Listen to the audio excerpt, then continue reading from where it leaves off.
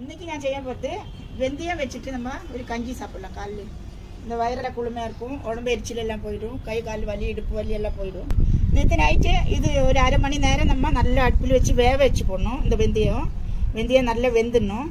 வெந்து அப்படியே மூடி வச்சிடணும். நம்ம காலையில் நல்லா ஆறுற பிறகு நம்ம இது எடுத்து நல்லா ஆறின பிறகு நல்லா கையால் பிசைஞ்சு தேங்காய் பால் வெல்லத்தை போட்டு நம்ம வெறும் வயிற்றுல குடிச்சிடணும். இது நம்ம இது இப்படி நல்லா கையால் பிசையணும். கையால் பிசைஞ்சிட்டு கொஞ்சம் இதெல்லாம் நம்ம வெளியே எடுத்துடணும். இது மொத்தமே நம்ம எடுக்கக்கூடாது.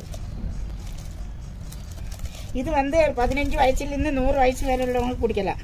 பொம்பளை பசங்களுக்கும் வயசானவங்களுக்கும் இந்த கம்ப்யூட்டரில் வேலை செய்கிறவங்களுக்கு எல்லாம் இடுப்பு வலி வராமல் இருக்கிறதெல்லாம் நல்லது தான். கேரளாவில் குழந்தை பெற்று 7 நாள் கொடுப்பாங்க. இந்த மாதிரி நம்ம கொஞ்சம் இப்படி பீஞ்சு எடுத்துக்கலாம். அது நம்ம கொஞ்சம் பாதி எடுத்துட்டாங்க, பாதி இதிலே கிடக்கட்டும். இது நமக்கு தேவையில்லை. இதில் நம்ம வெல்லம் தான் போடணும், சர்க்கரை போடக்கூடாது. வெல்லம் போட்டால் தான் நல்ல டேஸ்டியாக இருக்கும்.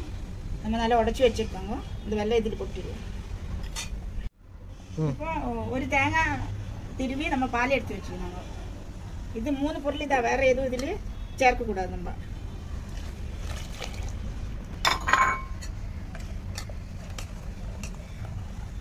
உங்களுக்கு வேணுங்க வெல்லம் நிறைய போட்டுக்கோங்க. நாங்கள் கொஞ்சமாக போட்டுக்கோங்க, இன்னும் வேணும் போட்டுக்கோங்க.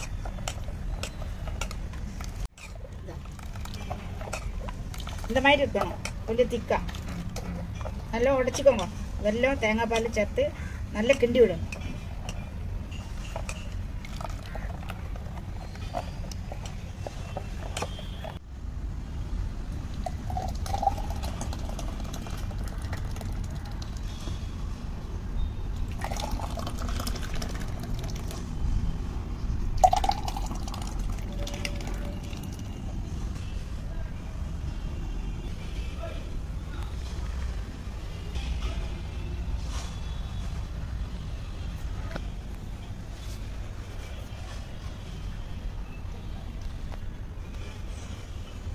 நீங்களும் இதே மாதிரி வெந்தயத்தை வேக வச்சு உங்கள் வீட்டில் உள்ள எல்லாருக்கும் கொடுங்க.